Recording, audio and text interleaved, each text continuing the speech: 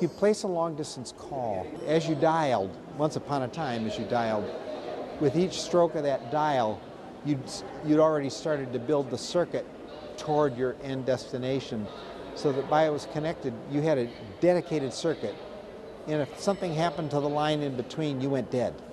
With the internet protocol, the message says, wait a minute, the message stopped coming, let's find another route, and it does it by itself. The fundamental difference between the classic telephone and the internet is that in the internet, your computer sends out packets of information. A packet is 1,500 bytes. A byte is 8 bits. Bits are ones and zeros. They're like the on and off pulse of the computer. On the internet, everything's reduced to bits. Music,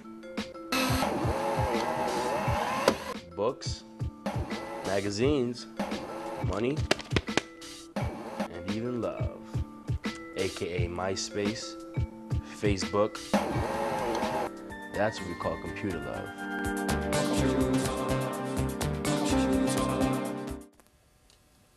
In the internet, messages are digitized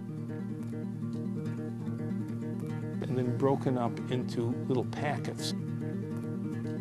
Each packet has a little header on it which tells it where it's supposed to go. It's going to go through your router, right, which it's going to convert it into a signal which can be transported. It is then going to hit the central office and basically be split off to our data network, which would then kind of pipe it up to the internet. The internet is a culmination of, I don't know if tens of thousands of routers. And each time it reaches a router, it gets instructions about what's the next router that's on the best path for reaching that destination. And if something happens to the lines that are supporting that in between, then it goes back to the router and new instructions go to the next packets going out. And when they get to the destination, then they all get assembled and you read out the information. It was a Defense Department project, and they were trying to define a communications protocol that could survive being attacked. The beauty of the internet was that it wasn't a centralized broadcast system like television. It was a decentralized network that allowed anybody on the network to send a message to anybody else on the network.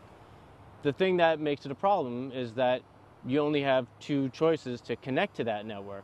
It's only the phone company or the cable company. That connection is really what's going to determine how you experience the internet.